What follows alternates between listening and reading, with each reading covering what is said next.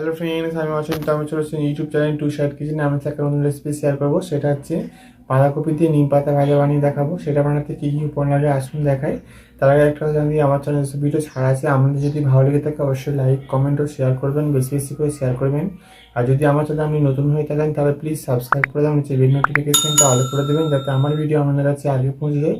তাহলে চলুন বাঁধাকপি দিয়ে নিম পাতা ভাজা বানাতে কী কী উপকরণ লাগে আসুন দেখাই।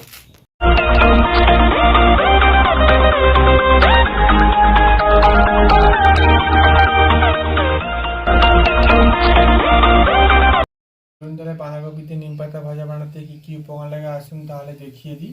এখানে আমি অল্প সামান্য পরিমাণ মতো বাঁধাকপি কেটে ধুয়ে নিয়েছি ভালোভাবে। আর এখানে আমি কী বলে নিম পাতা নিয়ে নিয়েছি সামান্য অল্প, লবণ নিয়েছি পরিমাণ মতো, হলুদ নুন নিয়েছি 1 চিমটে, আর সর্ষের তেল নিয়েছি পরিমাণ মতো। তাহলে চলুন রেসিপিটা শুরু করি। গ্যাস তেলে কড়াটা বসিয়ে দিয়েছি, কড়াটা গরম হয়ে গেছে। এর মধ্যে আমি এবার নিম পাতাগুলো দিয়ে দেবো। আমি নিম পাতাগুলো শুকনো কড়াতেই নাড়বো। নিম পাতাটা আমি জলে ধুয়ে ভালো করে দিয়ে দিয়েছি। আমি এটা এবার শুকনো করে নিয়ে ভালো করে শুকনো শুকনো করে ভেজে নেব। নিম পাতা ভালো করে ভেজে নিয়েছি, এটা আমি এবার তুলে রাখবো। গ্যাস তেলে কড়াটা বসিয়ে দিয়েছি, আমি এর মধ্যে এবার তেল দিয়ে দেবো।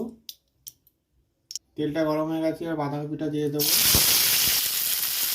লবণটা দিয়ে দেবো, হলুদ গুঁড়োটা দিয়ে দেবো। ভালো করে নেড়ে চেড়ে আমি এটা ভাজা হবে, তারপরে নিম পাতা দিয়ে দেবো।